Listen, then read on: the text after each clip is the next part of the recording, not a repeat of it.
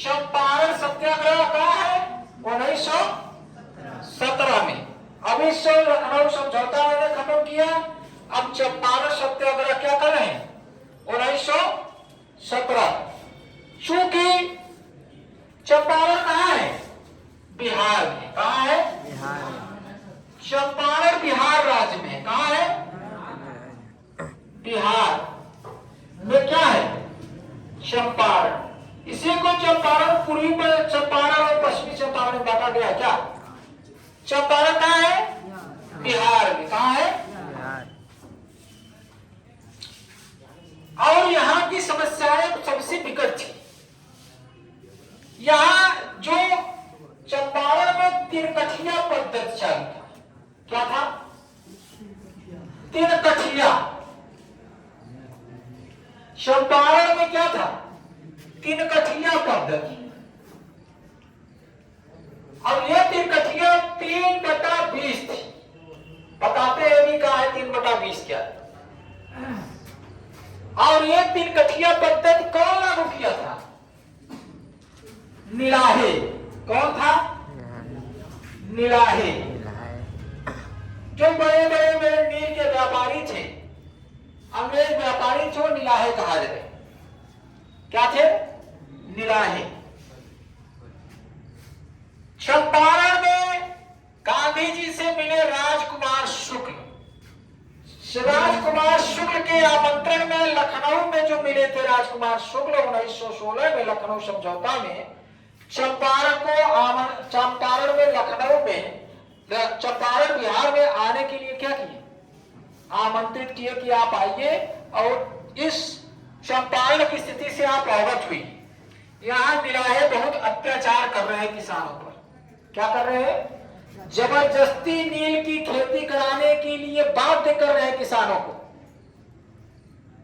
जबरदस्ती नील की खेती के लिए बाध्य कर रहे हैं। और अगर कोई नहीं कर रहा है तो उससे अतिरिक्त लगान ले रहे हैं, साथ साथ में अतिरिक्त लगान भी ले रहे हैं। बहुत शोषण कर रहे हैं किसानों का। कौन? ये यूरोपीय निलाहे।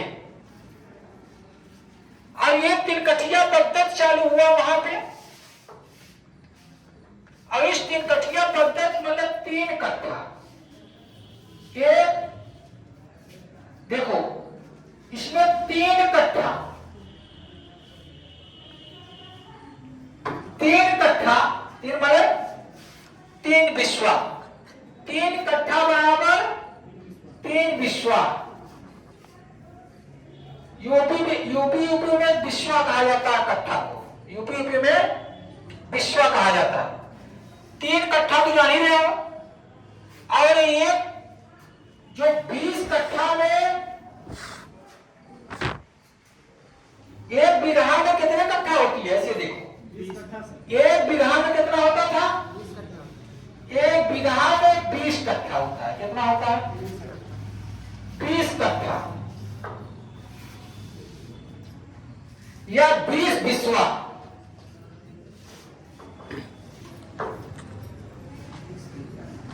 एक बीघा में कितने कट्ठा? 20 कट्ठा।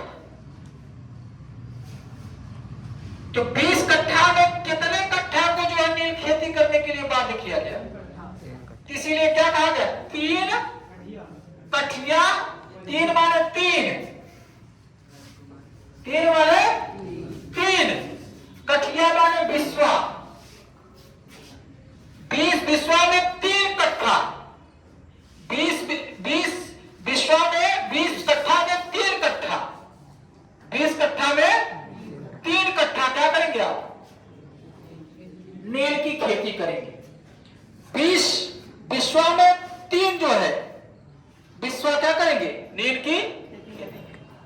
अर्थात 3 कट्ठा में आपको क्या करना पड़ेगा? नील की खेती। नील की अनुबंध कर लिए भाई, करना ही पड़ेगा आपको। नील की खेती करना पड़ेगा। समझ गए 3 कट्ठिया क्या है? समझे कि नहीं? 20 कट्ठा में 3 कट्ठा, 1 बीघा में 3 कट्ठा क्या करना पड़ेगा? करना, ये अनुबंध कर लिए। बाध्य है। अब नील की खेती चूंकि व्यापारिक कृषि है, क्या है, यहां तक समझ गए? इसको समझ गए क्या अर्थ होता है इसका? समझे कि नहीं? इसका समझ गए? अर्थ कोई नहीं समझ पाता है ना, इसलिए तीन कठिया पद्धति कहा है, क्या अर्थ है समझ नहीं पाता है। तीन कठिया जो यहाँ कट्ठा बोला जाता है, फिर यहाँ यूपी में बिस्वा बोला जाता है। अब एक बीघा में 20 कट्ठा होता है, 20 कट्ठा में 3 कट्ठा नील की खेती करने के लिए बाध्य किया गया, इसीलिए 3 कठिया पद्धति बोला गया। 3 चंपारण के किसानों को 3 कट्ठा क्या करना पड़ेगा? नील की खेती करने के लिए निलाहे बाध्य करती है। अब ये नील जो खेती होती थी, नील की खेती व्यापारिक कृषि है, क्या है? व्यापारिक है, ये तो व्यापारिक है ही, ये व्यापारिक कृषि है, क्या है? व्यापारिक कृषि। लेकिन ये पूरी तरह से अगर उत्पादन हो जाएगा तो उसकी उर्वरा शक्ति भूमि की कम हो जाती है, उपजाऊपन क्या होती है? कम हो जाती है। हो सकता है कि भूमि बंजर ना हो जाए, हो सकता है भूमि बंजर ना हो जाए, तो किसान खाद्यान्न का जो उत्पादन करने वाले उनको मजबूर होकर क्या करना पड़ रहा है? आपको क्या करना पड़ रहा है? करना पड़ रहा है। अब ये तिरकठिया पद्धति जो लागू हुआ, अब वहां पे क्या हुआ कि यूरोप में, मिस्र में रंग का आविष्कार हो चुका था। क्या हो गया था? रंग का आविष्कार हो चुका था। अब इनके यूरोपीय बाजार में मार्केट, जो भारतीय नील की मार्केट था यूरोपीय बाजार में, यूरोपीय बाजार में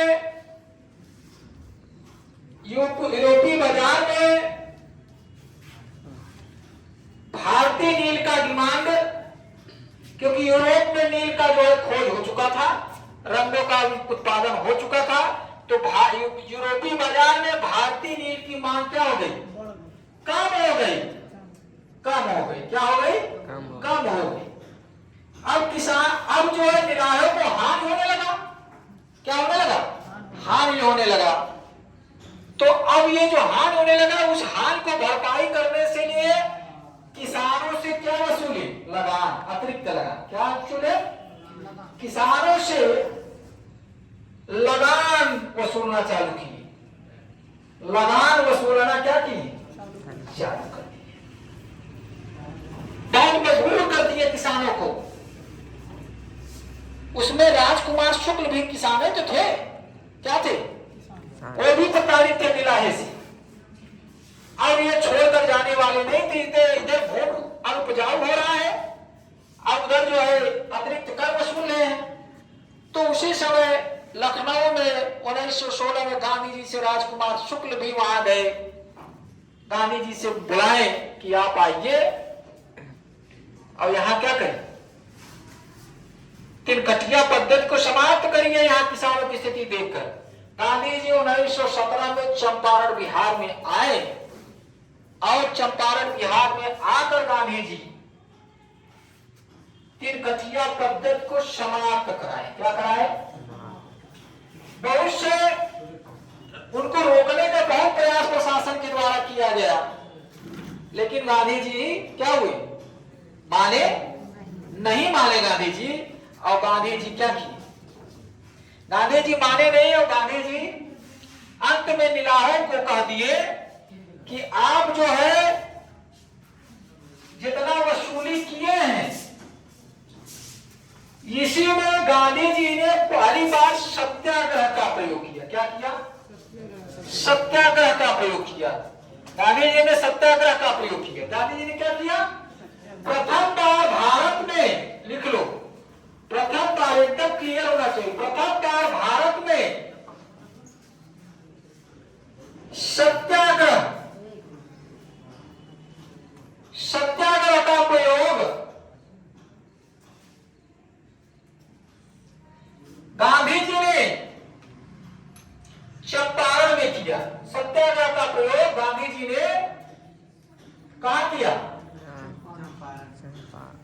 जिन्हें चंपारण में किया। कहा किए?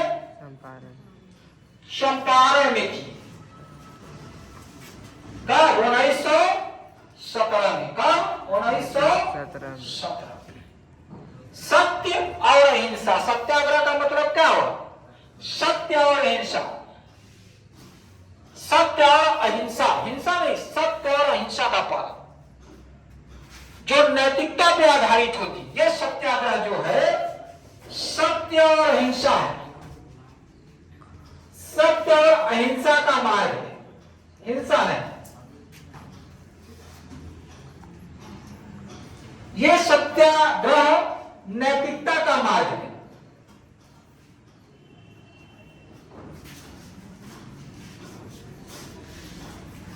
नैतिकता का मार्ग है। क्या? किसका मार्ग है? नैतिकता का। अब ये सत्याग्रह का प्रयोग किए और तिरकठिया पद्धति समाप्त करवा दी। क्या करिए थी? तिरकठिया पद्धति क्या थी? चंपारण में जो तिरकठिया पद्धति थी वो क्या हुआ? समाप्त हो गया। क्या हो गया? समाप्त हो गया। लेकिन निराहे जो अतिरिक्त कर वसूले थे उनको ऐसे छोड़ देंगे क्या? उनसे गांधी जी ने ये मनवा लिया कि आप जितने धन वसूले उसकी 25% क्या दीजिए? किसानों को दीजिए। क्या करिए? 25% क्या करिए? किसानों की दीजिए। कितने परसेंट? कहे ये समाप्त हुआ, लेकिन शर्त क्या था? निरहे अतिरिक्त जो किसानों से वसूले हैं, वसूले लगान पे, वसूले धन पर, धन का 25% ये शर्त है वापस करें। कितने परसेंट? अब गांधी जी ने जो सत्याग्रह का आंदोलन हुआ वो सफल हुआ कि असफल? सफल हुआ। क्या हुआ? सफल हो गया। चंपारण सत्याग्रह गांधी जी का क्या हुआ? सफल आंदोलन था। ये क्या था? चंपारण सत्याग्रह गांधी जी का सफल आंदोलन था। पहली बार ये सफल आंदोलन यही है। सफल आंदोलन ये भी पूछ लेता है। अब इसी समय रविंद्रनाथ टैगोर गांधी जी को महात्मा की उपाधि दिया। किसका उपाधि दिया था? महात्मा की उपाधि दिया। कौन? RN. Tagore. RN. Tagore, Rabindranath Tagore. RN. Tagore मतलब रविंद्रनाथ टैगोर चंपारण सत्याग्रह में ही, चंपारण सत्याग्रह में ही, चंपारण सत्याग्रह में ही गांधी जी को महात्मा की उपाधि दी। गांधी जी को किसकी उपाधि दिया? महात्मा। किसकी उपाधि दिया? महात्मा। जाओ की उपाधि। तुम्हारे खड़े हो गए।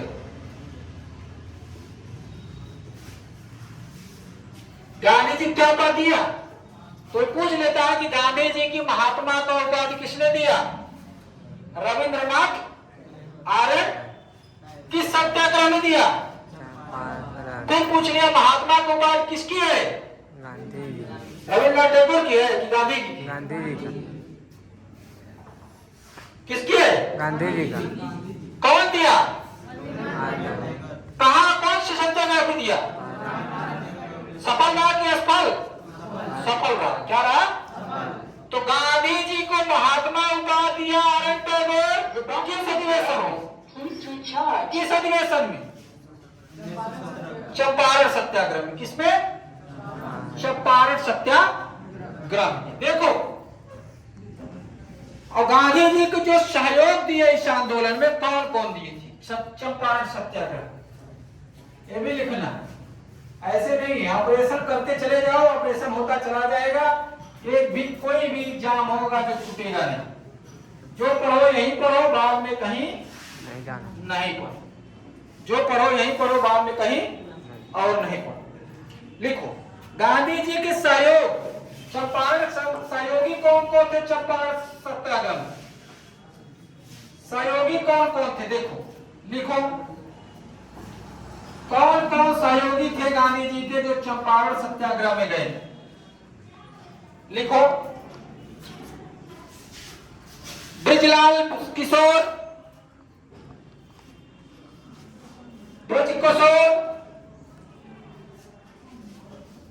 Bridge Kishore, Mahadev Desai, Mahadev Desai,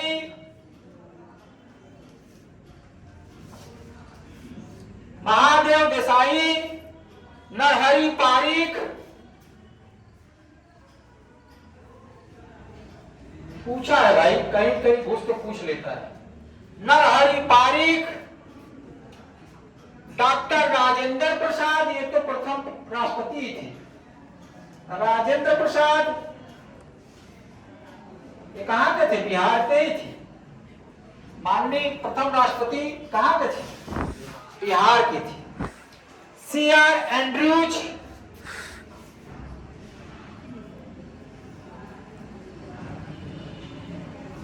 CR Andrews, HS Pollock,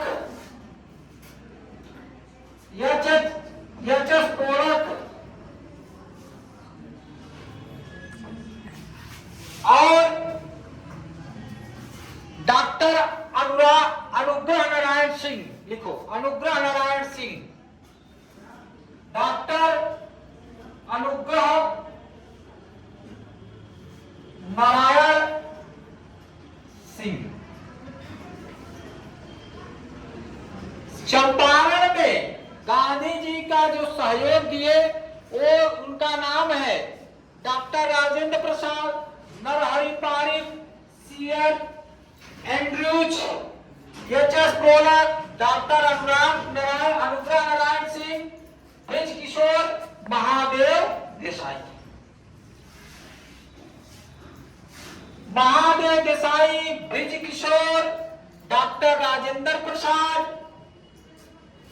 CR Andrews, HS Polak, doctor Anugrah Narayan Singh और नरहरि पारीख। नरहरि पारीख पूछा है बहुत बार हर एग्जामों में। चंपारण सत्याग्रह में किसका साथ दिए? गांधी जी का। किसका दिए? सहयोग दिए। तो गांधी जी ने प्रथम सत्याग्रह का क्या किए? सफल की। चूंकि जर्मनी में आप मिस्र में मत को चला, वहां पे मिस्र को दिया गया है, तो ये मैं बोला जर्मनी में रासायनिक जो है नील का आविष्कार हो चुका, रंगों का आविष्कार हो चुका है। इस कारण जो यूरोपी में भारतीयों का डिमांड नील का नहीं हो रहा था और भारतीय नीलाओं को जब यूरोप में मांग नहीं हो रहा था, जर्मनी रासायनिक जो है रंगों का आविष्कार होने के कारण तो यहाँ वो भी चाहते थे कि जो है इस तिब्बतिया पद्धति को समाप्त करें, लेकिन यहाँ अतिरिक्त लगान वसूलते थे। गांधी जी ने उनको अतिरिक्त लगान को मना कर दिया, 25% शुल्क के साथ वापस करने के लिए कहें। अब ये सत्याग्रह का प्रथम सत्याग्रह कहां सफल हुआ गांधी जी का? चंपारण में। द्वितीय सत्याग्रह लिखो, सेकंड सत्याग्रह अहमदाबाद आंदोलन।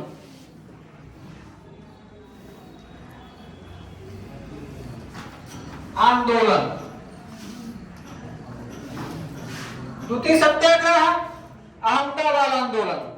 अब तृतीय सत्याग्रह रॉबर्ट एक्ट में। तृतीय सत्याग्रह जो है सत्याग्रह रॉबर्ट एक्ट में।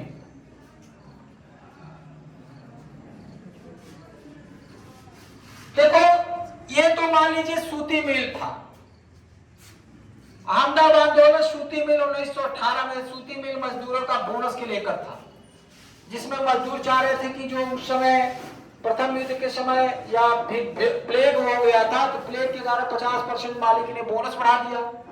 अब जैसे प्लेग खत्म हुआ तो बोनस जो है क्या हुआ, खत्म कर दिए। अब कहें कि हम 20% अब देंगे तो एक कहे नहीं 50% चाहिए, मजदूर कहें क्या कहें हमें 50% चाहिए, मालिक देने के लिए तैयार नहीं था।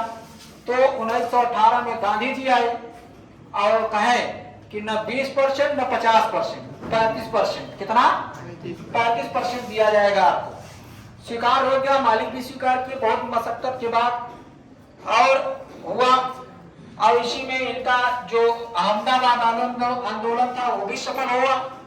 1918 में अहमदाबाद आंदोलन हुआ था, 1918 में अहमदाबाद आंदोलन हुआ था।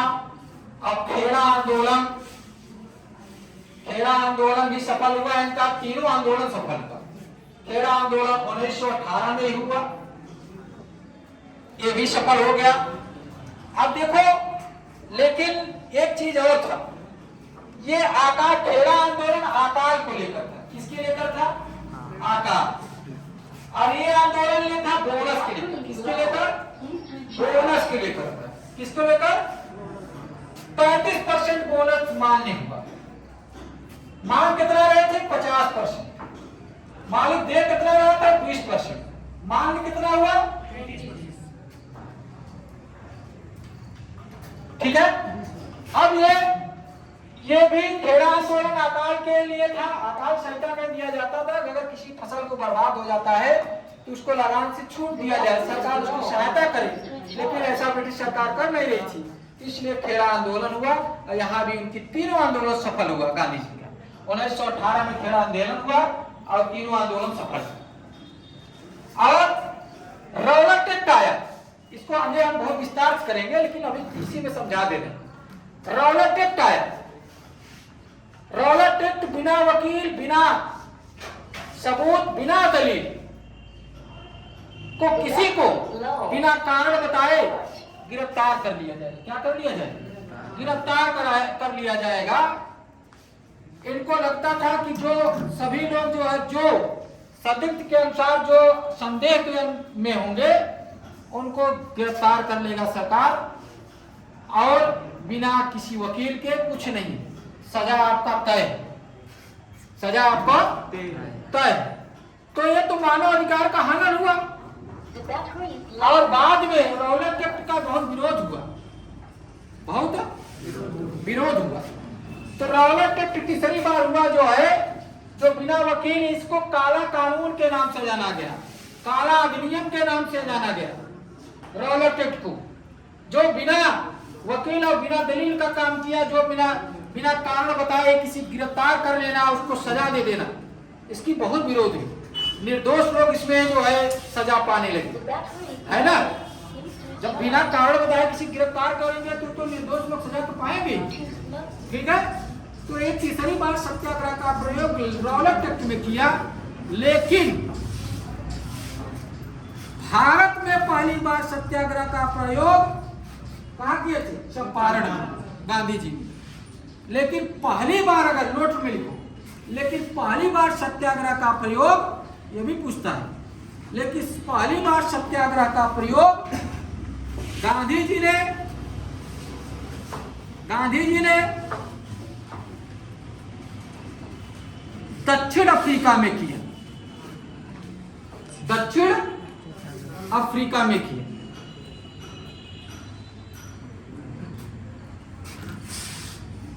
रंग भेद खत्म करने के लिए किया गया था। तो पहली बार सत्याग्रह का प्रयोग गांधी जी ने दक्षिण अफ्रीका में किया, लेकिन भारत में पहली बार कहां प्रयोग किया? चंपारण में किया। इस प्रकार चंपारण पूरी तरह से खत्म होता है। क्या होता है? चंपारण पूरी तरह से खत्म होता है। और इस एक और चीज सुन लो, इसमें एन.सी. रंगा ने चंपारण का विरोध किया, आंदोलन का। कौन विरोध किया? रंगा ने। कौन विरोध किया था? देखो, चंपारण सत्याग्रह का विरोधी की बात, विरोधी दल तो होगा ना, हर लोग सपोर्टर तो नहीं होंगे कि नहीं होंगे, क्यों होंगे भाई? क्या होंगे क्या? नहीं सर। तो पहली बार एनसी रंगा ने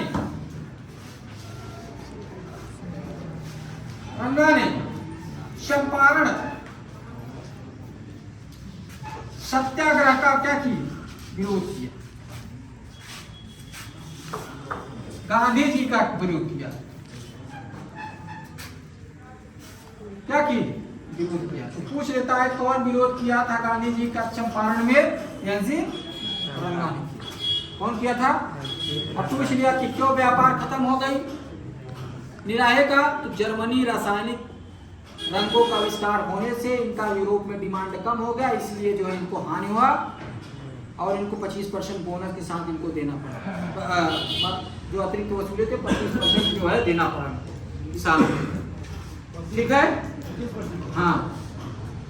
और बाद में सत्याग्रह का बहुत प्रयोग हुआ, और प्रथम जो बाद में जो सत्याग्रह का प्रयोग हुआ तो गांधी जी के जो सत्याग्रही पहले हुए तो विनोबा भावे, प्रथम सत्याग्रही बोला जाता है विनोबा भावे। किसको बोला जाता है? विनोबा भावे। इस प्रकार से चंपारण सत्याग्रह क्या हुआ? क्या हुआ? समाप्त हो गया। क्या हो गया? समाप्त हो गया। ठीक है, चलो।